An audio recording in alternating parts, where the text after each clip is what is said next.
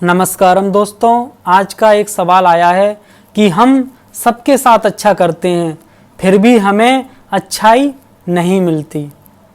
तो दोस्तों, इसको बहुत समझने की बात है।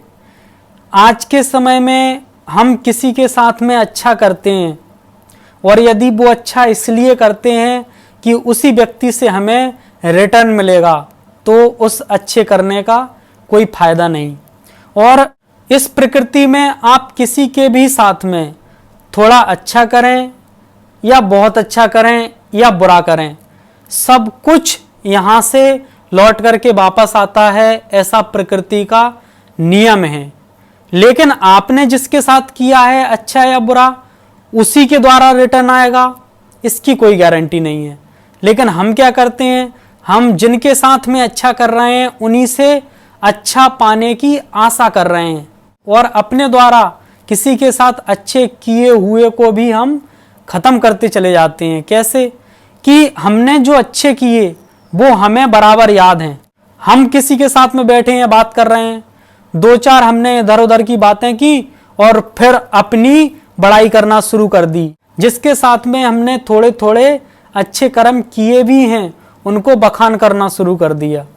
और इसमें होता क्या है कि जिसका हम वर्णन करेंगे उसका प्रभाव कम होगा।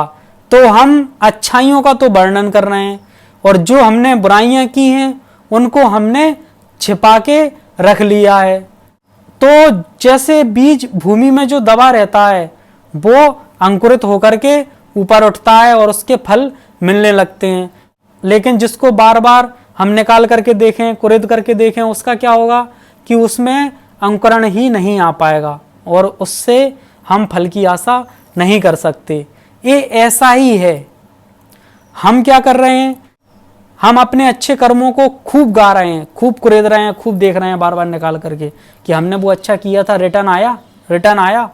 और जो बुरा किया है उसको इतने भीतर दबा लिया है कि कहीं कोई जान ना ले, तो उसका तो संवर्धन हो रहा है और इसका क्या हो रहा है, इसका नाश हो रहा है। तो जो भी किसी के साथ में अच्छा किया है हमने, उसको ऐसे ही भूल जाएं जैसे कोई चीज हमने दरिया में फेंक दी हो कि अब वो किसी मतलब की नहीं है। वैसे ही भूल जाएं तो उसके कई गुने परिणाम हमें मिलेंगे। लेकिन हम उसके पीछे पड़े हैं इसलिए वो नहीं मिलते। और इसमें एक बात और है कि जहां हम जो करते हैं परिणाम हमें वहां से नहीं मिलते हैं। हम बीज को भूमि में बोते हैं और उसका जो फल है वो जहां बीज डाला गया वहां नहीं मिलता। वो जब जमीन से बाहर निकलता है, उसकी टहनियां होती हैं, वह वृक्ष बनता है, तब उसमें फल लगते हैं। फल ऊपर लगते हैं, बीज जमीन में डाला गया था। जहां से कुआं से पानी निकाला जा रहा है, कुआं में पानी वहीं से तो नहीं डाला जाता, उसकी आपूर्ति कहीं और से होती है और हम उसमें से निकालते कहीं से हैं। पानी जहां धरती पर बरसता है वहीं से तो नहीं लेता, यहां बरसता है और समुद्रों से पानी को भर करके लाता है। तो ये प्रकृति की एक साइकिल है जो अपने तरीकों से चलती है।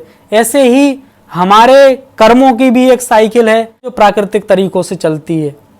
तो हमने रास्ते चलते किसी के साथ में अच्छा कर दिया, हमारा जो कर्म है वो हमें कहीं ना कहीं किसी के द्वारा रिटर्न जरूर होगा। और एक बात और है कि हम किसी की सेवा कर रहे हैं, किसी की मदद कर रहे हैं, किसी की हेल्प करना हमें भीतर से ही अच्छा लगता है। ऐसे तो मदद मांगने वाले लाखों पड़े हैं, लेकिन हम उसी की मदद क्यों कर रहे हैं? क्योंकि हो सकता है कि उसने तुम्हारी कभी मदद की हो। क्योंकि यहाँ पर व्यवहार में जो भी व्यक्ति तुम्हारे संपर्क में आ रहा है उसमें से कोई ऐसा व्यक्ति नहीं है जिसके साथ में तुम्हारा कोई लेन देन पहले ना हुआ हो। कर्मों का लेन देन हमारा कहीं ना कहीं तो होता ही है। इसीलिए हजार हजार किलोमीटर से दूर लोग हमारे पास आकर के हमसे मिल जाते हैं, या हम हजार हजार किलोमीटर तक लोगों के पास में मिलने जाते हैं और कुछ लेन देन होता है तो उसको क्लियर करके आते हैं। तो यदि तुम्हारे जीवन में कोई व्यक्ति आता है और तुमसे सेवा, तुमसे धन, तुमसे भोजन कुछ भी लेकर के चला जाता है और तुम्हारी तरफ देखता भी नहीं है, तुम्हें धन्यवाद भी नहीं देता, तो ऐसा हो सकता है कि कभी हमने ये सब उससे लिया हो और उससे धन्यवाद ना दिया हो, तो वो अपना लेकर के चला गया। तो इसमें हमें यहाँ उदास नहीं होना चाहिए, हमें कृतज्ञ होना चाहिए, धन्यवाद देना चाहिए कि जो ये पुराना हम पर ऋण था वो चुकता हो गया। भगवान बुद्ध एक जगह से जा रहे थे तो किसी व्यक्ति ने उनके ऊपर थूक दिया। वो उसे धन्यवाद देकर चुपचाप निकल आए। आनंद को यह बात बहुत बुरी लगी। आनंद ने पूछा कि भगवान, ये आपने क्या किया कि एक व्यक्ति थूकता है और आप धन्यवाद देते हैं, समझ नहीं आया। बोले, इसका मैं बहुत पहले से इंतजार कर रहा था। एक पुराना लेन देन था जो इस शरीर के द्वारा हुआ था, मैंने कभी इसका अपमान किया था कहीं, उस अपमान को चुकाने के लिए, चुकता करने के लिए मैं इसे बुला रहा था। आज वो चुकता हो गया और मुझे आगे कोई लेन देन रखना नहीं था, इसलिए मैंने धन्यवाद दिया और वो खत्म हो गया। यदि कर्मों को और आगे जारी रखना होता तो मेरे द्वारा उस पर थूक दिया जाता या उसे अपशब्द कहे जाते तो फिर लेन देन शुरू हो जाता, लेकिन मैं तो अपने सारे लेन देन क्लियर कर चुका हूं।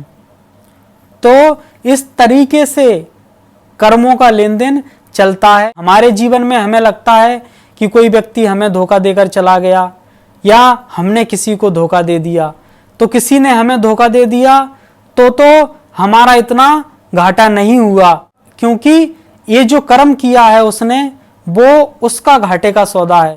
लेकिन यदि हम किसी को धोखा देते हैं तो ये घाटे का सौदा है।